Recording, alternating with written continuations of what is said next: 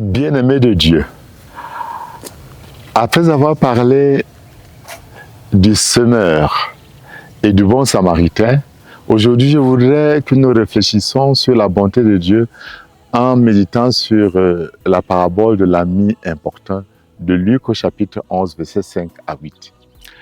Jésus raconte l'histoire d'un homme qui au milieu de la nuit va frapper à la porte de son ami pour lui demander de l'aide, un peu de pain. Il ne vient pas pour lui-même, mais pour accueillir un visiteur arrivé à l'improviste.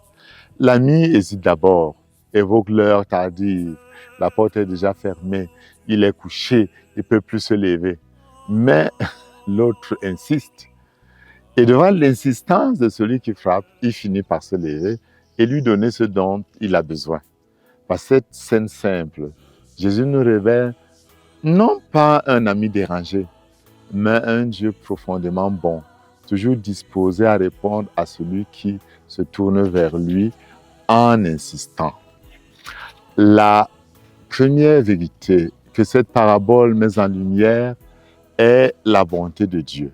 Si l'homme ose frapper à la porte en pleine nuit, c'est parce qu'il connaît le cœur de son ami, c'est parce qu'il se dit que cet ami peut lui apporter une aide. Ainsi est-il de Dieu. Sa bonté nous précède. Elle nous autorise à venir à lui sans peur. Le psalmiste le redit en ces termes. Le Seigneur est tendresse et pitié, lent à la colère et plein d'amour. C'est le psaume 103.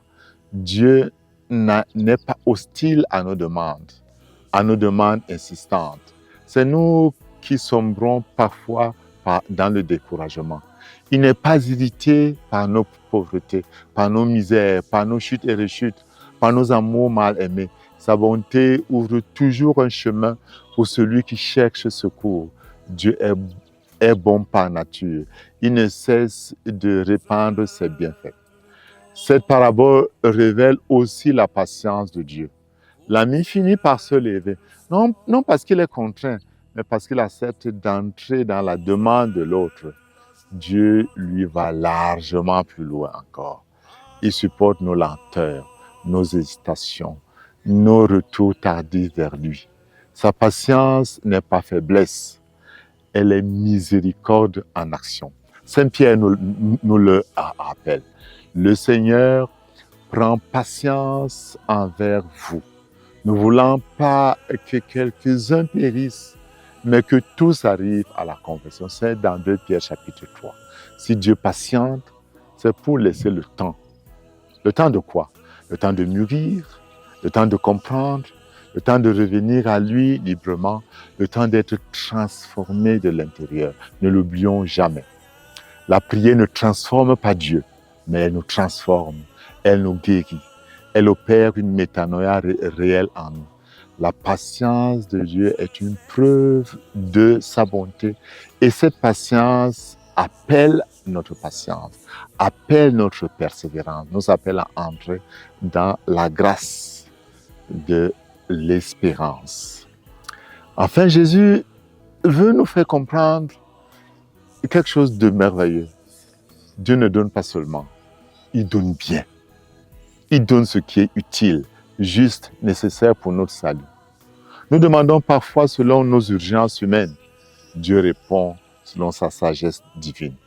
Un peu plus loin, dans le même passage, Jésus précise « Quel père parmi vous donnerait un serpent à son fils qui lui demande un poisson ?»